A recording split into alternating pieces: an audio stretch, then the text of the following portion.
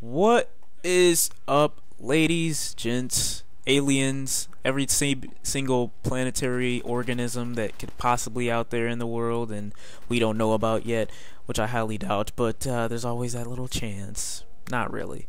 But this is the very first episode of Storytime with MrTech, and today I'm going to be telling you guys about the time when I, at only 14 years old, almost died. Now, no, I didn't get stabbed. No, I didn't get shot at. No, I didn't get thrown off a river or taken hostage or something like that. It wasn't anything super MLG crazy or anything like that, but I could have died nonetheless. So basically that day, it was a really hard day's work at school. I pretty much had to do every single thing in the book. I read like 70 billion chapters on random nonsense that we didn't even have that semester, so that's pretty stupid. And we had a bunch of other stuff to do, tons of homework. And when I got home, I did everything. It took me about 2.5 hours to fully complete. But the only bright side to it was after that I'd be able to take a week off from school. So I was pretty happy about that. And I was just thinking to myself, I'll just get this work done now. That way I won't have to do it later. And I really did get the work done. I got everything done. I did what I was supposed to do. And I'm figuring, okay, it's time to just kick back and chill for a little bit. So my parents get home a little bit later. They pretty much, congratulate me because that same day you had gotten your report card. So they pretty much, said, good job and stuff like that. And whenever I get a good report card or something, my parents always reward me. So it's like, okay, if you get 3.5 GPA or something like that, you get rewarded because of that. And it's not like type of contest or anything like that. It's just your parents rewarding you for doing what you're supposed to do, and it's a nice feeling once you get rewarded for it. So I did that, and they rewarded me and everything. I went back to my room and I felt really tired for some odd reason. Now, I know this is going to sound crazy to you guys, okay? This might sound like the most outlandish thing I might ever tell you guys in my entire life or on my entire channel, but this is the one thing that I've always remembered, and it felt really odd to me. There's only two other things that I've really remembered. One was seeing an angel in my sleep. The other time was seeing the moon right in front of my face. Now listen, the moon wasn't right in front of me. When we were driving, the moon was just like right there. Seriously, it was huge. It was right in front of me. You cannot just miss that. You can't. So, basically, this time I went out. I went to go walk my dog for a little bit, just to get some fresh air, get some, nice little sightings and stuff like that. When I got back, it was near nighttime and the moon was shining. So I was just like, oh, that's a nice sight of the moon. That's a pretty nice sight. So I went in the house. I put my dog away, not put him away in the closet or anything like that, but I just put him down. And I went outside again just to sit and smell the breeze and feel the fresh air. And I looked up. Like I said, it's going to sound crazy, and I looked up at the moon. There was a dark figure, like a man. I mean, seriously, there was a man standing in front of the moon. And at this point, no, I'm serious. I know you might think I'm crazy right now, but I'm serious. There was a legitimate man figure, I'll say that, in front of the moon. And I'm looking at it this whole time. I'm like, Jesus? God?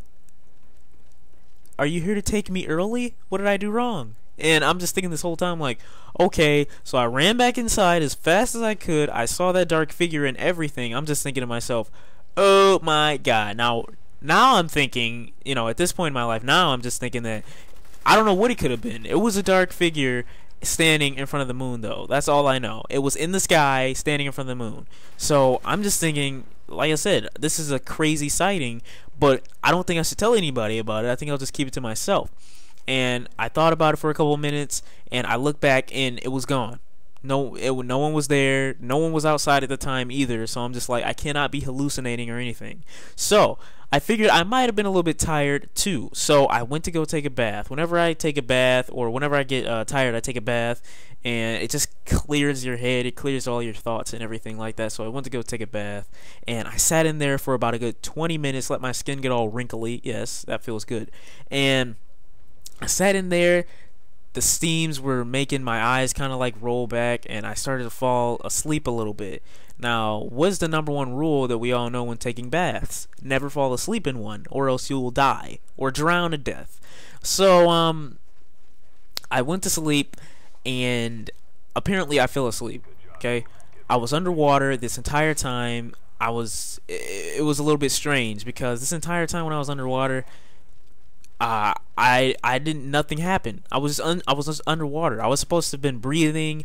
So next thing I know, I heard random knocks at the door, just constant knocks, just like, are you okay, are you all right, and everything like that, because they knew I had been in there for damn near, I say at least 45 minutes to damn near an hour. So they figured, oh, you know, my parents, they figured something was wrong, so they started banging on the door, and you know, I couldn't hear them or anything. I'm just like, when I was in there, I'm just looking at, you know, I was just sleeping, and I'm just like, okay, well, there's nothing I can do. So I wake up, and my eyes, like, my whole body's below water. I had been under there for what the doctor said, because I went to the doctor after this, but let me not get ahead of the story. But they had said that I had technically been under there for about, I say about 15-20 minutes. And that was a little bit scary to me, because I'm just thinking to myself, I should have died.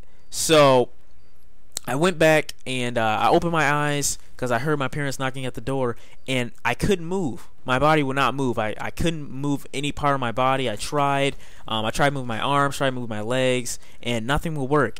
And the minute, and this might sound crazy, like I said, once again, this might sound crazy, but the minute I didn't know what to do, I immediately started praying. I'm like, God, please get me out of this. What did I do wrong? I'm sorry. I'm only 14. I don't want to die.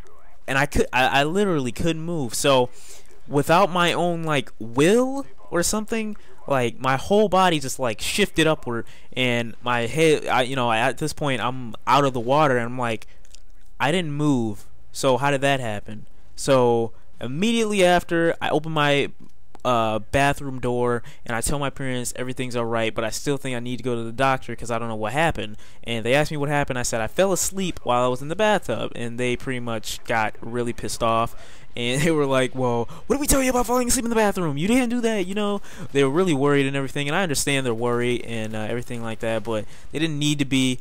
At this point, I was just thankful to God that I was still alive, because I'm just like, how am I still here? Why am I still here? And it was just, it was an experience that made me appreciate life like so much more and value it so much more. So basically, I went to the doctor, and they told me that I really should have died. My lungs and everything. I said nothing.